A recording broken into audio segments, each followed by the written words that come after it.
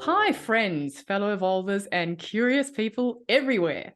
Welcome to this episode of Being with Sally Wilson.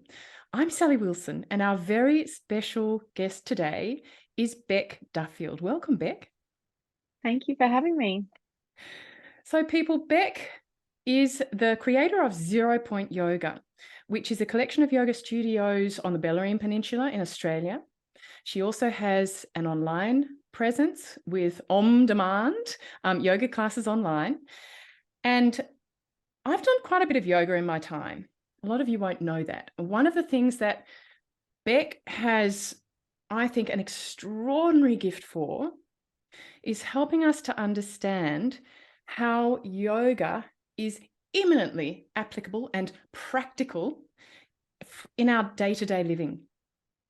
So, Bec, can you tell us? Well, let's dive straight in. For people who are listening and thinking, oh, I've never done yoga, isn't that just bending and stretching? Can you please give us your definition of what yoga is?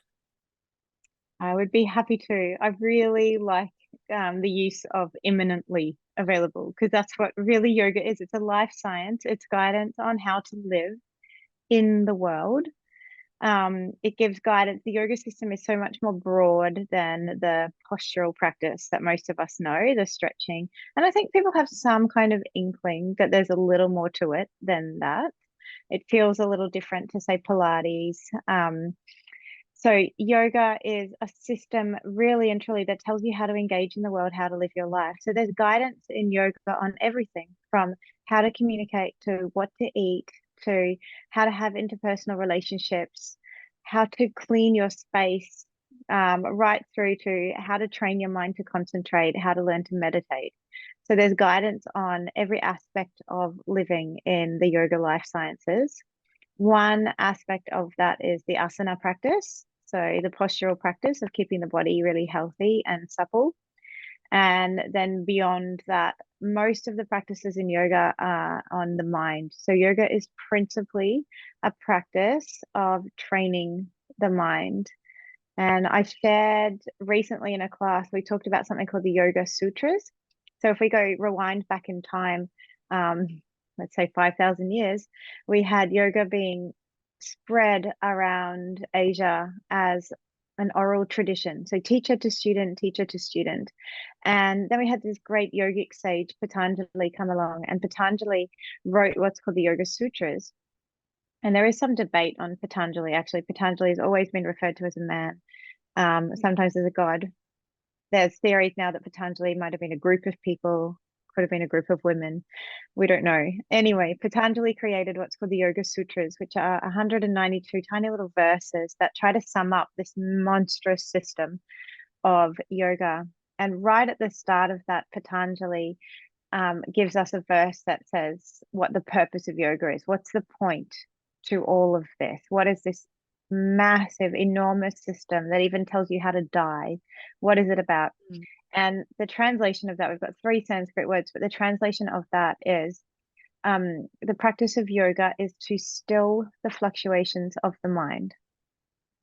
So that's primarily, according to the great sage Patanjali, what it's about. And when you start to tease apart the system of yoga, you'll see that many of the practices, the bulk of the practices, on mastering the mind, learning to concentrate, learning to focus, learning to be able to have a single point of focus. To borrow quickly from one of my teachers, and I'll sum up this answer. I love this analogy. He says, if we had a hand, an arm that was out of control, just slapped us in the face and it threw things randomly and knocked things over, like we would run everywhere. We'd go to the neuroscientists, we'd go to the temples, we'd go to the witch doctors, we'd go to literally everyone. We'd cut our body open to try to get that arm under our control, under our mastery. But we have minds that do this to us all day, every day. We are tormented by our minds, catastrophizing, making up stories about things, and we do nothing to rein them in. So yoga is above all else mastery of the mind. Mm. And I guess if people haven't been introduced to these ideas before, having, just the idea of being able to master the mind and being able to still the fluctuations, there'll be some people out there thinking, why do I want to do that? So Bec, Absolutely. so can you talk us through what that would mean to be able to do that? Yes, it's such a good question. Like, what does that practically mean? So one of the first things that we start to learn when we're learning, like, to look at the mind, so yoga is really teaching self-awareness, like self-realization, is that we are positioned in our bodies with everything facing outwards, all of our senses facing outwards, and we're just bringing in like billions of data points each moment and making up stories. And yoga says, interesting, turn those senses back in, like have a look at what's looking out, because we start to learn really horrifying things, to be honest. We start to learn that we're not always right, um, which is really uncomfortable. None of us like finding that out. We start to learn that maybe we're not always truthful in the way that we're interpreting things. We start to see that there are patterns that we fall into that are unconscious, that are driving our entire life. And when you identify those patterns, you get free of them. So it is this big, like, why would we want to do that? Most people, if we look at the mind and say, I can't remember the exact numbers, but say we're having 60,000 different thoughts a day. Yeah, 99% of those are the same thoughts. We think the same things repeatedly and we don't question it at all. And this is from things about like what to wear and what to eat, but then into more insidious subconscious things about how easy is it to get money in the world and how healthy should bodies be and how much love am I worthy of? Like these things, we don't question it. It's programmed into us from our family of origin, from the culture, the time we're born into, the gender, everything that's assigned to us. And most of us go through and are caused pain by these things. These things cause us distress in our life, but we are powerless to them until we start to actually take a look and start dismantling the sort of robotic way we move through the world. So it can alleviate a lot of things. So if before I found yoga, I have quite anxious tendencies that I've inherited, long line of anxious maternal tendencies. And so would be living most of my life in the future, most of my energy spent catastrophizing. So coming up with scenarios that were never going to come to be, but they caused me so much distress to think about all these horrible things that could possibly happen.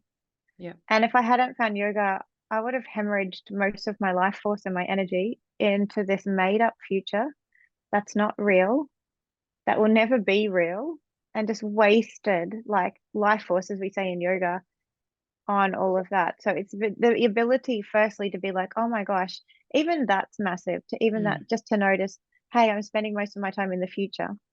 Like that's a really big realization for a lot of us. We don't know where our mind goes. We have no idea. We just know that we're unhappy.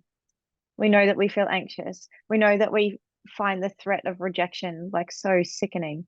We know that like we're projecting onto other people, but we don't really know why. So yoga is that practice of like turn the senses that are facing out, have a look here and figure this one out. And then the whole world changes, obviously. Yeah. Yep.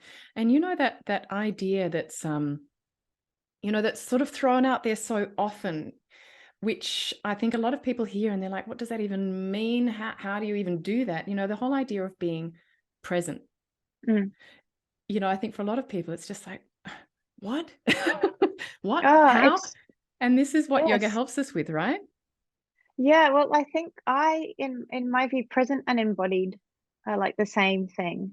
So you can't be in the future or digging around in the past and feeling yourself breathe at the same time. You can't be feeling sensation in your physical body and be elsewhere in time. So present and embodied, same kind of thing. Like, how do I feel my body? Literally feel your body.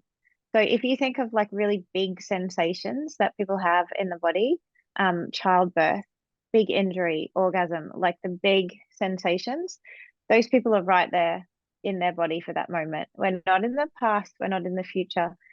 We're just there in our body, feeling the physical sensations of the moment. And yoga teaches you how to do that, how to leave the past in the present, because it sounds so nebulous, like be in the present moment. Yeah. Like, what?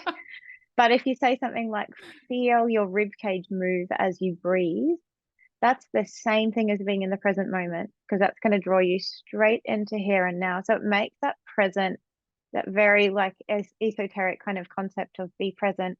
Like practically, how do I do it? Feel your feet on the earth right now. Feel the breath pull to the back of your throat.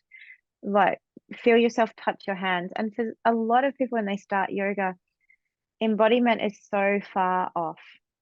It is so far off. Mm. But as you practice more and more of it, and you come in and you make these big shapes and you get these big sensations happening in the body, then you seem to anchor more into the present moment. I'd say the present moment is the body. It's when we leave the body that we travel into the past or the future. So, yeah, to me, how do you be present? Literally feel yourself breathe and you'll be present. Hard to go wandering into memory or anxiety if you're focusing on the movement of your rib cage. Yeah, absolutely. And I do usually at least one of your classes every week, and I go to your studio most days. And those moments where you say something like, this may be the most uncomfortable you will be all day. Celebrate that. The hardest bit of the day is over. Just teaching us how to be aware of kind of the negotiating your way through discomfort and bringing the understanding into your day and going, yeah, I've got this. Absolutely. So, Oh, I yeah. mean that with all of my heart.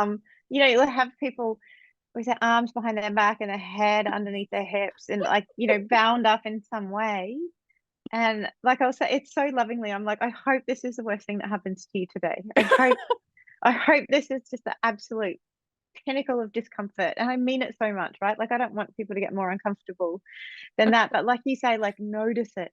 Notice and like start to track it, because like most of us are so disconnected from our body that we don't even experience pleasure. Like we can't Mm. actually genuinely taste food or feel sensations of textures or like feel someone's hand. Like we're so disembodied that we miss all of that. Yeah. And that's just life. That's life. We're missing life by not being in our bodies, by not being in the present moment.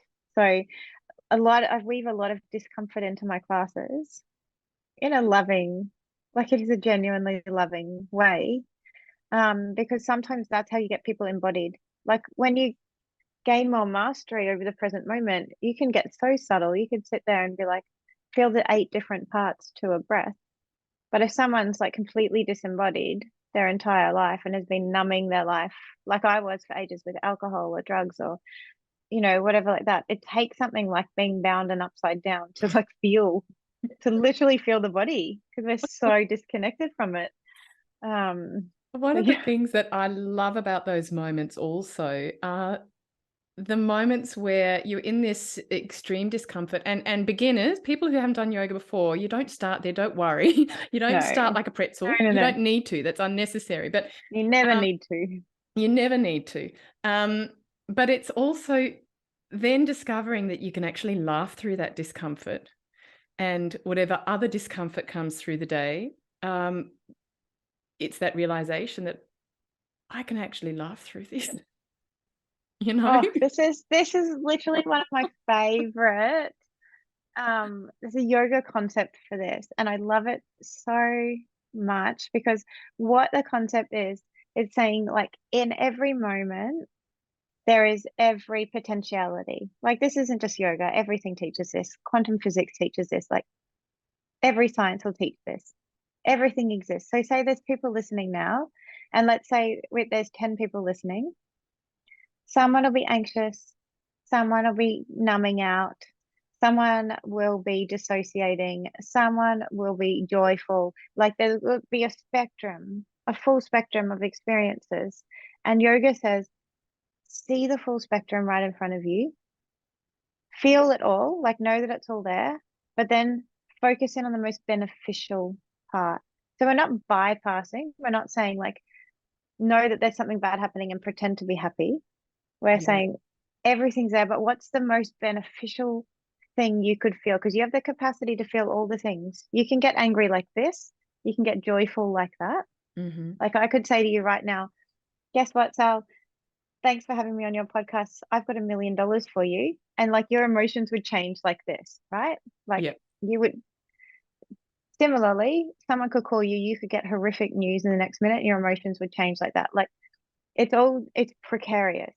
Mm. We have the potential to be feeling anything in any moment. And yoga says, like, this is what you gain mastery over. You stop being pulled around and you get to choose repeatedly over and over. I'm choosing joy. I'm choosing steadiness. I'm choosing embodiment rather than I'm being dragged into a story of anger. I'm being dragged through this grief that I've already been in for years and years. Like it gives you agency over all of that. And I love that. I love that you pick it up. Thank you for understanding the way I teach that. So grateful. Oh no, I love those moments, and there are many, many, many of them. So thank you, Bec. When if there will be beginners, people who are potentially thinking, maybe I could try yoga. Can you talk us through some of the most common fears or hesitations that people who haven't even saying the word done yoga before, I haven't been to a studio. or who haven't really just been exposed to the ideas of yoga before. Can you talk us through some of those and how you would respond to those fears or hesitations or whatever? Oh my gosh. Yes, thank you. Such a good question. And the first one is that yoga is for one particular body type. So people say, like, the common things you hear, I'm not flexible enough, I'm not fit enough, my body's too big, my body's too skinny. Like that there's one body type that can do yoga, and that is just absolutely so far from the case. So one thing that I love so much about the Zero Point community is the wide range. Like I try to run metrics all the time on our data of like what's the age group, what's the demographic. We don't have one.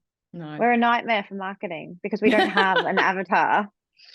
And I'll just say to people whenever they come in, I'll say, listen, there'll be a teacher up the front giving options, giving guidance. You're just going to do what your body does. I'll say if there's 20 people in this room, you're going to see 20 really different things happening. And one thing that we're really like to stress in our language at Zero Point is putting time markers on things. So if this doesn't feel good today, or if this is feeling better today, because our bodies are so different day to day. Some days we're like the Tin Man in there and everything is hard and the whole thing makes you angry. And some days you just feel like you're dancing and like there's everything in between. So yeah, there's no one particular body type that does it. The next question that comes up all the time is gendered. Like men are really afraid to come in to yoga studios. We have a lot of men that come into Zero Point. It is still, like, I'm not going to lie, there's still like a female predominance. There is, but we have male teachers, we have all ages. So Zero Point, we have members from 14 and our oldest member is 89. So like a big range of abilities. Like we have people come in that are working with injury, and they won't do a thing physically in the class, but they'll sit and close their eyes and visualize the things that are happening. Super beneficial as well. So there's not one age, gender, body type. It's literally open for everyone, and there's going to be benefit for everyone. Like learning to feel your body doesn't mean that you need to be doing handstands, headstands, flipping yourself inside out. Learning to feel your body for a lot of people is like feel the rib cage move as you breathe. That's yoga right there. Yeah. And learning to feel your body, and those moments in class, Bec, where you pick up that perhaps someone's starting to look somewhere else and compare themselves or get a bit competitive, and you say, you direct us, keep your gaze on your mat or whatever it is, because I think that's, for some people, they get into a yoga class, they start comparing themselves. And when you're comparing yourself, right, you're not in your body. You're Not at elsewhere. all. Not at all. And you'll see, like, actually, yoga, this might put people off. It's really telling about personalities. You can sort of see from the front of the room, you're more A type people. It's really, but it will tell you, like, it's what it's designed to do. It's like, showing you who you are. Mm. But yeah, there's lots of practices. Like, I will say to most people, like, my favorite thing at the end of a yoga class is people will look up around the room suddenly. They'll come out of their yoga kind of cocoon and they'll see their friend. They're like, oh my God, I didn't know you were next to me. Because they've just, like, it's designed to be such an internal process that literally no one's looking at anybody else at all. I Yeah. mean, the back corner is the most popular spot in the room, but I always caution people, I'm like, careful, because that becomes the front. We go upside down sometimes. You look through your legs sometimes.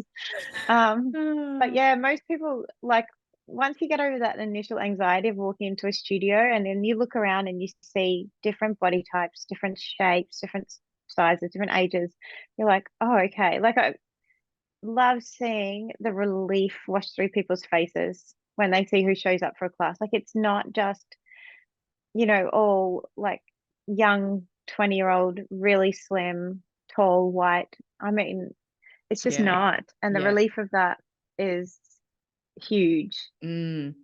Yeah. I was in a class the other day with you, Bec, and somebody came in on crutches, right? I Yeah. mean, and you can, and it was a class for them as well, Yeah. Yeah. So what are the sorts of challenge, because you are also a yoga teacher trainer. Mm. So I'm curious, what are the sorts of challenges that begin to pop up for people that you've noticed? I know there's a very broad question again, that you've noticed pop up for people as they become more experienced. So when they've done more yoga, Yeah, when they've done more yoga, maybe they're doing a yeah. teacher training, because the challenges Hmm. don't stop, do they? I mean, that's life. That's the way we learn. That's the way we evolve. What kinds of things do you see pop up for people who have been doing more yoga and focusing on yoga for a little bit longer? We have a really nice word for this in yoga. It's called purification. Um, and I always caution people at the start of teacher trainings. I'm like, you are going to go through a purification. No one gets away with it. No one doesn't go through it. And I like to give the analogy. So basically, like in yoga, we talk a lot about energetic anatomy. So we have like the physical anatomy, but then we have the energy anatomy where we talk things like chakras, nadis, channels. And basically, just really briefly, to not bore your listeners, but we've got this idea in yoga that we've got this one sort of central channel, and energy is supposed to flow up through it like a fountain. But because of lots of different things that happen, it gets like jammed along the way and maybe spurts out here and here and so on. And yoga is like the brush that sort of cleans that fountain, if you will. And I always say to people, like, when you're doing that, those little energy spurts that have gone out to the side, and I say little energy spurts, they're not. That might be like childhood trauma that you've Mm, buried down so deep, and then yoga's making you look at the scaffolding of your personality. And my analogy is always like, it's like the sort of the junk drawer in your house. You got to tip it out, and things get worse before they get better. And you got to decide what you're putting back in and what you're getting rid of. And healing is a messy, exhausting process. It really is. I'm in a teacher training container at the moment. We're just over halfway through. And yeah, like, it's like lifetimes worth of coping mechanisms mm, that yoga really, it starts to dismantle them, which mm. is a huge thing to face. So we call that purification, which is a really nice way of talking about a really tough thing to go through. Um, so yeah, there's a lot of support. This is what I love about yoga though. It doesn't just dismantle those. Yoga's like, here's the system. Here are the literal steps.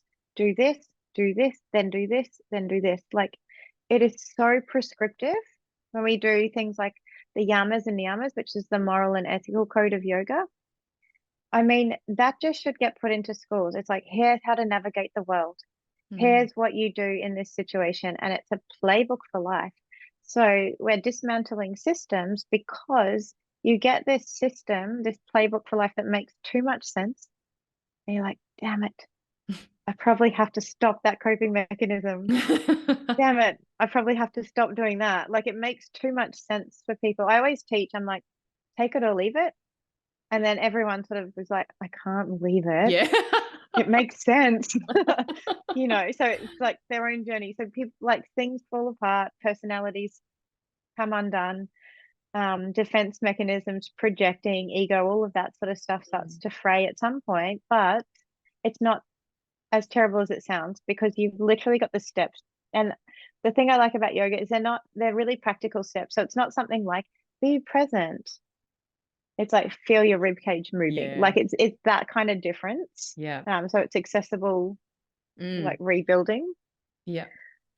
And I think also, you know, one of the ideas that people have about yoga who sort of haven't really done it before is that, you know, it's you sit on a mountain and you meditate for years and otherwise you're not going to kind of transform. Whereas yoga and you know, correct me if I'm wrong, Bec, but particularly tantric yoga teaches that everything we need in order to grow, in order to evolve, is right there in our everyday lives. You don't have to go anywhere, right? 100%. I mean, that mountain is tempting. Yeah, it I want is. to go there. So tempting. It sounds amazing. But yeah, this is where we've got this big, like a little bit of history. We get this big delineation on the spiritual practices. So we have these more Vedantic paths, which is go and sit, like renounce the world, like go and live a very simple life and take out the complicating factors. Take out relationships because they're very complicated. Take out sex, it's very complicated. Take out pleasure, it's going to take you off the path. Take out money. And so, okay, renounce all those things and sit in meditation. And then the tantric path, so we got the Vedantic path that's more of this way, and the tantric path says we're endowed with senses and we're in the world.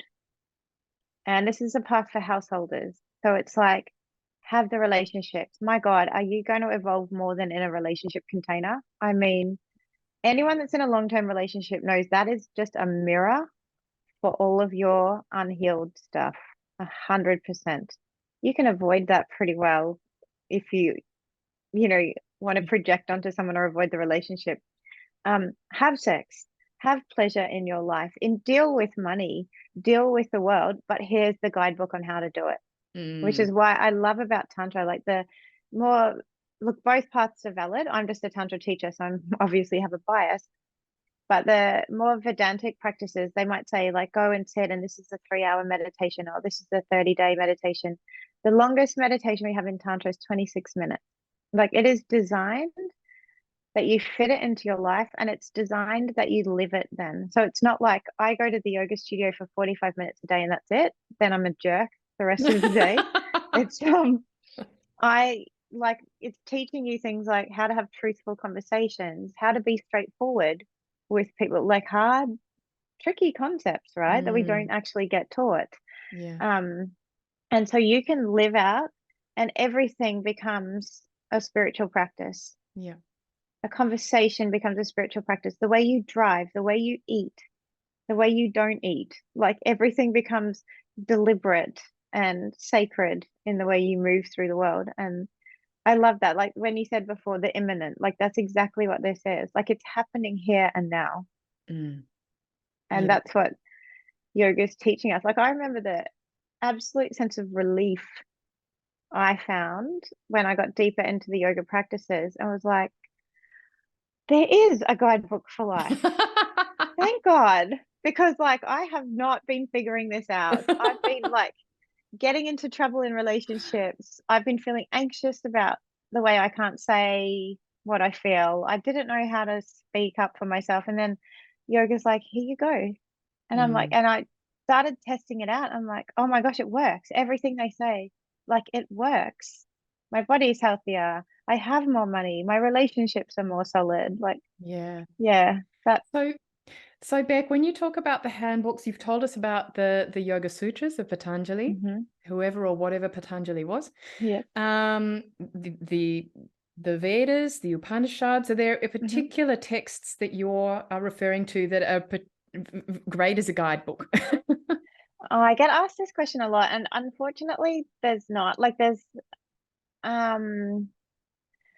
studying what's called the yamas and niyamas. So this is the morals and the ethics of yoga, is really useful, and particularly the tantric ones. So Patanjali wrote those and has 5 rules in each. The tantrics wrote 10 rules in each, and it's just a much, at the risk of offending the Vedantics, it's just much more thorough system. So I'd say yamas and niyamas are a good place to start. Like, find a really good teacher that's running a program, because here's the thing with yoga texts. I get asked all the time, where's the best book to start? And I think the system still, as far as I can tell, it still kind of does need a teacher. I mean, a lot of the books are really inaccessible, and not to say you can't buy them. You can download most of the yoga stuff completely for free. But if you don't have the context around the concepts, it's really hard to interpret them. So yeah, I wish there was a book I could just refer everyone to, because I get asked this the most. The book that if people want to learn Tantra, there's a book called Tantra Illuminated by Christopher Wallace. It's amazing. It's a masterpiece. It is hard to read though. Like, it's just, it's not something you can pick up without any sort of spiritual background and be like, oh, that makes sense. Like, I think with yoga, you have to find a teacher that can distill the system. Yeah. And when you find, I guess, the writings of people like, the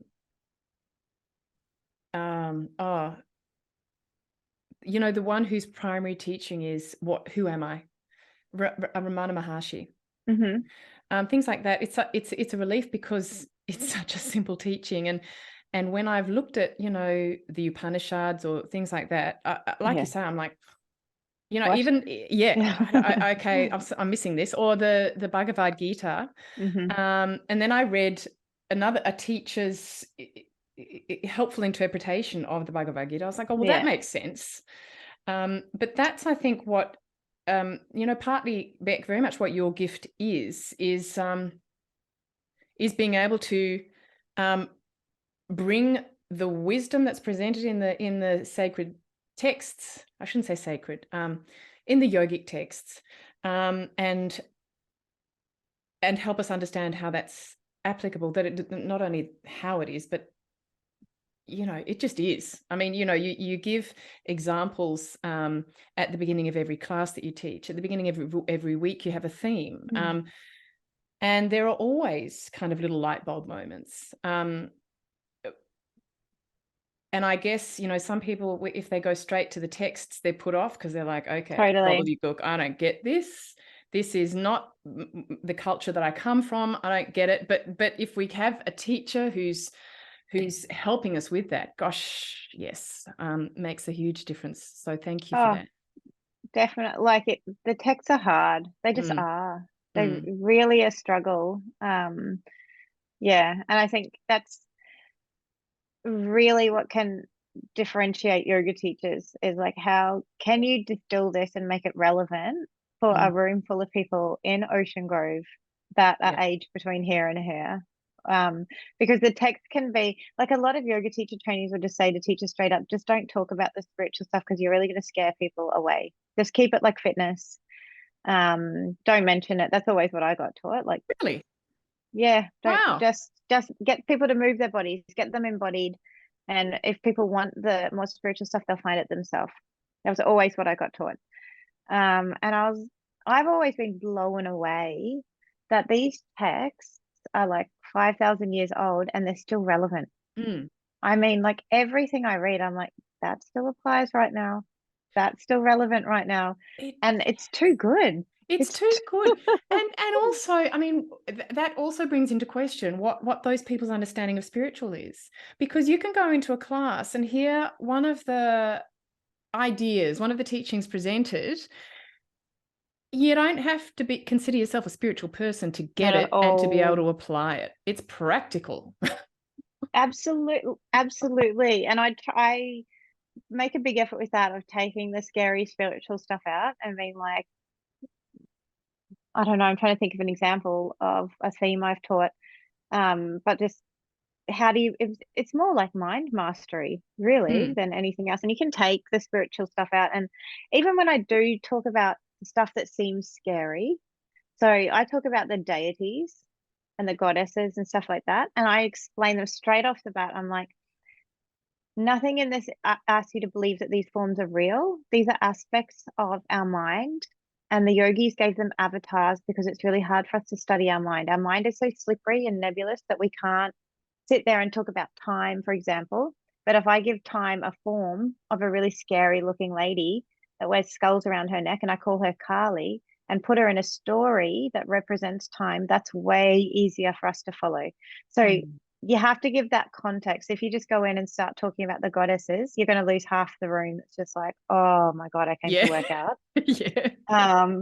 But I feel like this is what it means. We're in your psyche right now, and we just had to give some characters to your psyche so you can understand yourself. Like, and Mm, make sure that you're not alienating people that have like religious trauma, spiritual like yeah. suspicions, that sort of stuff in the room, because yoga is non-denominational. Like you can have whatever beliefs you want and you can still apply all of this to your life. So it's Yeah. life advice. 100%. You know, years and years ago, Beck, when I'd done a teacher training and I wanted to Oh my do, gosh, I didn't know that about you. yeah, and I wanted to do a this is years ago, and I I need to wanted, talk more about that. but I wanted to do some classes, and the best venue nearby was in a church hall, Hmm. and the minister, she was so scared. She was so scared. She said, "You can't teach." You can't teach anything religious or spiritual that isn't Christian. And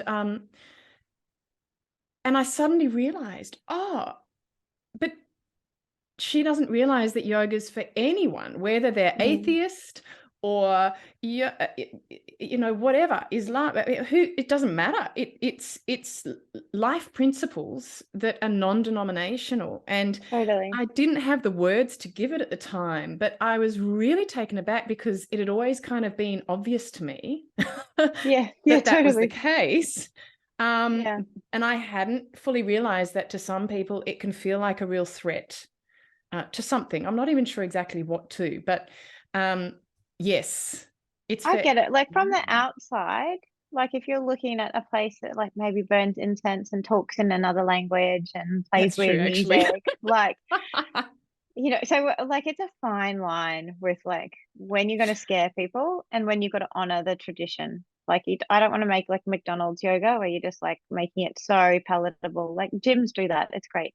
Mm, It's not what I'm doing. yeah, But like yeah, finding that line where you're like, there is there's like an exploration of self here that is more than a workout, yeah. but don't be scared. Okay, so I'm just going to tell people. So the photo that I've been given, right, Beck's headshot, it's got one of your t-shirts on it. Everyone, this is tongue in cheek. It's got Zero Oh, Point Cult on it. totally. Oh, totally tongue in cheek.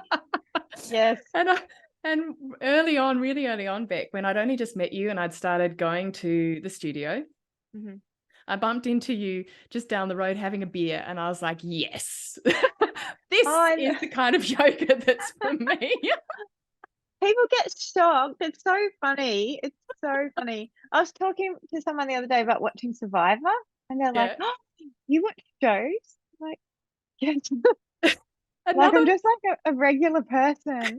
another This is my job. I know it's hilarious. And another moment of surprise that I noticed recently with another studio goer was when you said you'd just been for a run, and they were like, "Really?"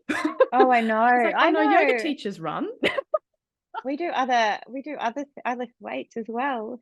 I know, it's so funny. It's so funny the perception, I guess. I think like yeah, yoga there's a big marketing issue, Yeah, obviously, with yoga, a massive marketing issue with yoga teachers, yoga generally. yeah, Yeah, yeah, yeah. yeah. I do really human stuff and people are like, what? And you've got two beautiful little kids, No, and I you're do. in a family life, so Mm-hmm. very much living the tantric A path. householder. Yeah. Absolutely. Yeah. So Yeah. Bec, can you tell us what does 0 point mean? It's a good question. So there's something in the quantum field. Oh, I'm trying to give you the short answer to this. Yeah, yeah. I'm going to start with the sort of in Tantra, we have these two forms, and we've given them avatars to explain these two very hard to talk about ideas. The first one is potential, pure potential. So the non-imminent, anything could rise up and become anything, and we call that Shiva. And then whatever rises up, whatever becomes manifest, we call Shakti. So you see why we need avatars. These are hard topics to talk about, right? Pure Mm, potential, mm. non-imminent to the imminent, to something that's materialized. So you and I, in our meat suits, in our bodies, Shiva, we are Shiva, we are the potential that has decided to manifest into this form, right? This is how Tantra explains God, in inverted commas, God, if you will, like potential popping up into different forms. So we're all God. You know those sayings, we're all one? Mm. We're all God. And like God's a funny word to use because a lot of people have like funny ideas about God. So we're all like sacred, we're all whatever. So that we've got potential popping up into lots of different forms, popped up into a cat, popped up into my neighbor, popped up into me, popped up into my children. All the same thing, just taking temporarily different forms, right? Mm-hmm. And so this is Shiva and Shakti, which is why Tantra gets the reputation of being all about sex, because sometimes you see iconography of people making love. It's Shiva and Shakti, and it's a representation, it's a metaphor for you realizing that you're just in this temporary form and you're really pure potential. Yeah. That's what all that lovemaking iconography is about. So there's something in the quantum field that is the same as Shiva, and it's called the 0 point. And the 0 point is pure potential. Like we're not quite sure what could materialize out of it. Literally anything. We don't know what's going to come next, what's going to pop into existence. So the 0 point is the pure potential of anything, really. Mm. Oh, isn't that wonderful? An Pretty exciting good. concept. It's a pretty good concept. Yeah, great. And Bec, before we sign off, because I know we're nearly out of Mm. time, but would you be happy to share? You've shared a little bit, you've just touched on your journey to yoga. Can you elaborate on that a little bit more, sort of how you came to yoga and a little bit more on why it appealed to you and your journey to it and with it? Well, it is the most unglamorous story you've ever heard. Yeah. The first yoga I ever did was, as I'm from Queensland, and we have like a trash newspaper up there called the Courier Mail. Um, Horrific. Anyway, I don't know. Someone in my share house had bought it, and on the front of it was a CD. CD. So we're way back in late 90s, early 2000s. CD on the front of yoga. And I'd heard of yoga, but I'd never done it before. I put that CD on, and I don't think I even turned it off for 10 years. I just did this class on repeat all day. I was literally hooked from the second that I did it. It took me, I don't know how many years. I'm going to say like close to 10 years to step into a studio, though, like a really long time before I ventured away from my CD. So what was it about the And CD that got you hooked? I think I think I was pretty set up for yoga. So my dad's a martial arts master, and I did martial arts from when I was 4 to when I was 17. So and there's a lot of overlap there, like the mental discipline, the focus, the concentration, the embodiment, like there's a lot of similar concepts. But I was just at a point where my body had been pretty battered from Mm, martial arts. mm, So I think I'd recently just gotten my black belt, and I don't know how many broken toes I'd had over the years, and things like this. mm. Um, and I've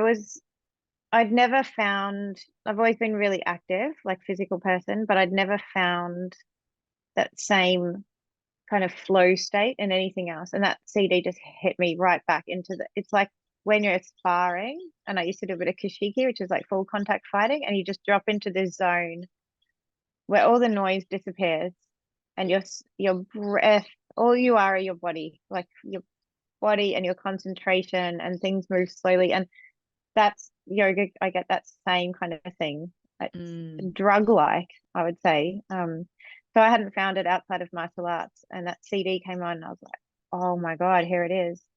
And yeah, I did notice that my personality started changing from doing yoga, which was really interesting. Are you happy to Um, say in what sorts of ways? yes, I think I became a lot softer, Mm-hmm. um, and a lot more curious. Like I was like, like late teens or maybe early 20s, where you just know everything, Yeah. and I, yeah, became a lot more open and more curious. I became braver. Yoga's made me so brave. I was Mm. not a brave person. Um, like much more confident, steady in myself. Like I started to notice these interesting changes to my personality, which is interesting in itself because I didn't have very much self-awareness back then. Mm. But I was noticing my personality changing because of it. And then I went to what's called a kirtan, and this is like a type of yoga, a devotional yoga. I had no idea what I was walking into. I had no clue. I went to a place called the Australian School of Meditation and Yoga. I walked in, they're like, you're just in time for this kirtan. I was like, cool. Pretended that I knew what it was, had no idea what it was. And they handed me a sheet of paper, and someone started singing its call and response. And then, much to my horror, I was like sobbing Mm. my heart out, like something just cracked open in my heart. And I've never felt, I could even tear up now. Like I've Mm. never felt that before. And I was like, oh, fine, there's something here. And then I was in, I was all Yeah. in. Yeah. Yeah. Thank you, Bec, Oh my gosh, for thank sharing you. that. And I'm really hoping everybody that Bec's enjoyed this conversation today, because if she has, we may have many more. Very, very much enjoyed this. So, if anyone listening or watching wants to be a part of Zero Point Yoga, or follow Bec, I've got some details here. So Bec, your Instagram is alchemy.body, yes? Yeah. And Facebook is alchemy.body as well. Mm-hmm. And everyone, the Zero Point website is zeropointyoga.net. And as we've mentioned, Bec also has on demand. So there are online pre-recorded yoga classes there as well. Is there anything else you could add to that, Bec? Oh, I would just like to thank you. And then I would like to extend out to anyone listening. Like, if you're curious, I hope I haven't scared you off. Um, I really do. But like, if you're curious, please come in. Like, you're going to find a community of the warmest, most welcoming, open, amazing humans. Um, yeah, there's just an incredible community of people waiting, and yoga is for everybody. For Mm, everybody. I promise you that it's for everybody.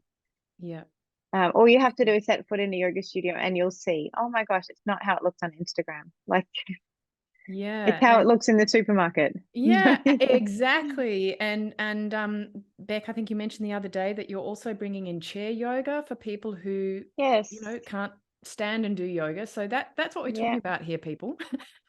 When we say Yeah. yoga is for everybody. Yeah. I mean, we have classes where you literally just lie down the whole class. There's so many options. We have the ones if you want to get hot and sweaty. We have the ones if you want to relax. We have the ones if you want to, um, I don't know, if you just need to be held and have a little cry. There's Yeah. everything. Yeah. Um, yeah, yoga Yeah. takes so many forms. It sure does. Well, thank you so much for your generosity and your insights and your wisdom as always, Bec. Thank you so much for joining us. Oh, thank you so much for having me. And listeners and watchers, thank you all so much for being a part of this conversation. And we'll look forward to connecting with you over the waves next time. Bye, everyone.